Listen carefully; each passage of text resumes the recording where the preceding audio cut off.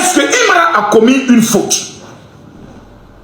Si on veut être honnête, si on veut être pragmatique, moi je ne dirais pas une faute en tant que telle, je dirais un game.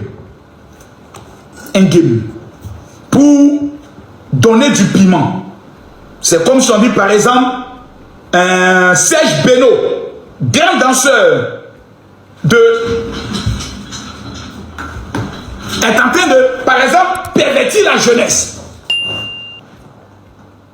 On peut dire, ça c'est le game, c'est une opinion. Mais le problème aujourd'hui est de savoir que M. David Monceau est marié. Il a des enfants. Il a une famille. Quand on dit Nabo Clément, bon, Nabo Clément lui aussi, le tonton Nabo Clément lui aussi, quand il entend, il dit, ah, au moins on parle de moi. Lui, il ne voit pas ça en foutaise. Lui, il voit ça en game. Lui-même, ça l'arrange même. Au moins, son nom va rester dans l'histoire. Mais David Monceau, est-ce que lui veut que son nom reste dans l'histoire dans cette manière-là? Parce qu'on ne sait pas combien d'années il a travaillé pour enlever ça sur lui. Combien d'années il s'est battu pour reprendre sa crédibilité après le Gézélie d'Arafat DJ. Et l'homme qui fait ressortir ça est considéré comme étant le représentant, le remplaçant d'Arafat DJ. Qui donne lui les fans ont machette dans les mains. Lui ses fans ont 2 machettes. Ils font comme ça. 2 machettes.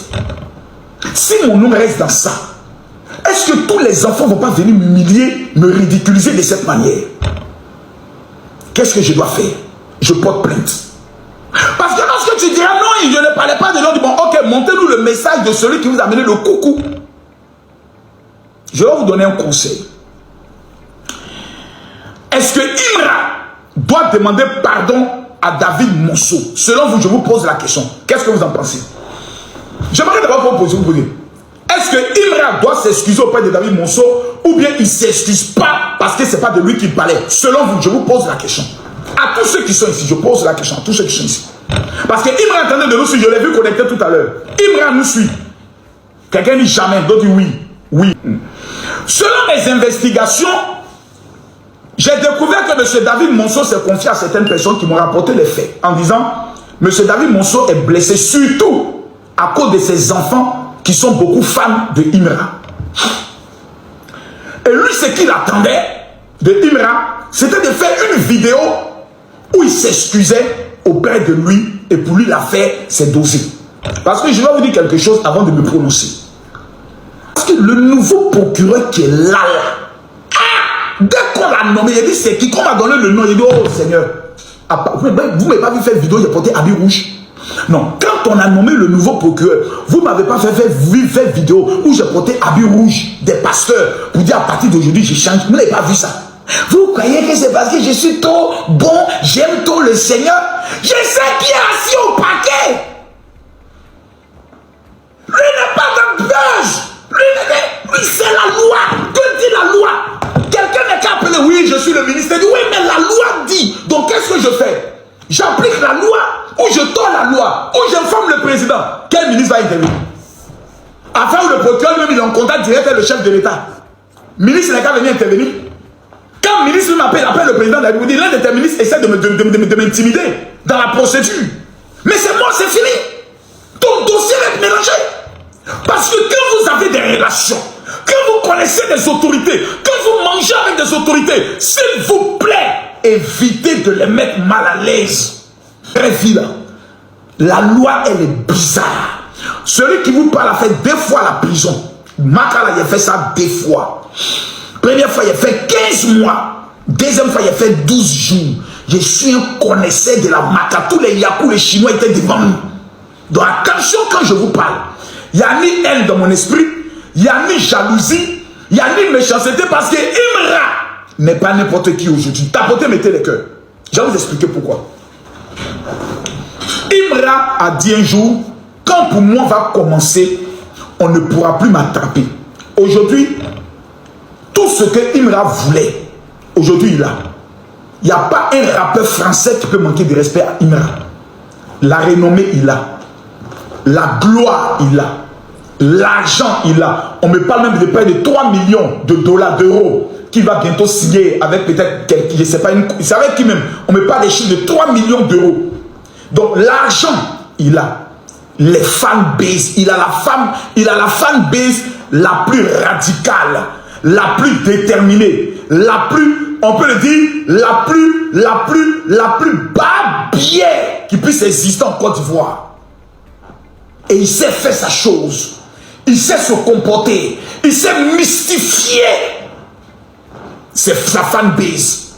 Imran, on ne peut plus t'appeler petit. Moi, je t'appelle monsieur. Tu as réussi ta vie.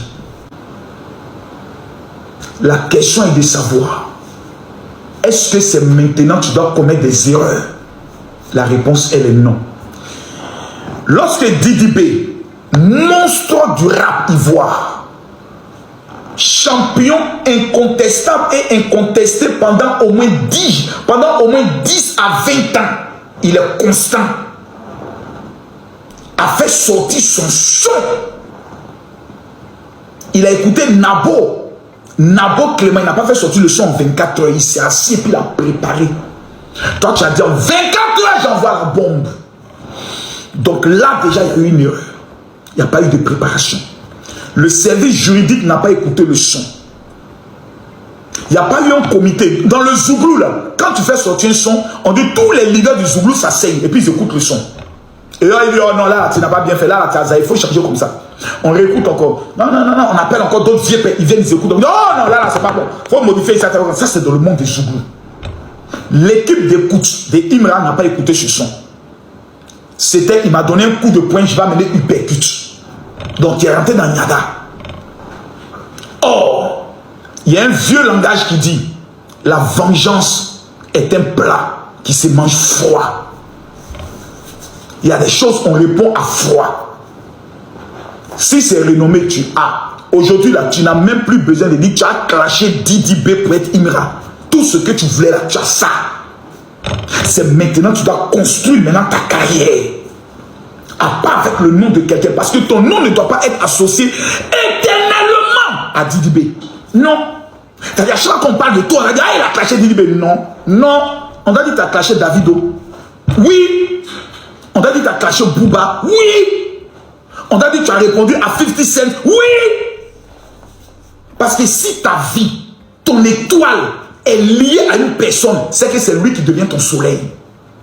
Et là, ça devient dangereux. Parce que tu ne vis que pour lui. Tu ne dors que pour lui. Tu ne parles que pour lui. Tu ne réagis que pour lui. Et ça devient dangereux.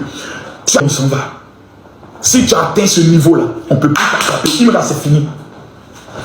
La réussite, plus le professionnalisme, plus l'entourage, plus la stratégie est égale à la réussite. Et ça là, ça va loin dans la vie.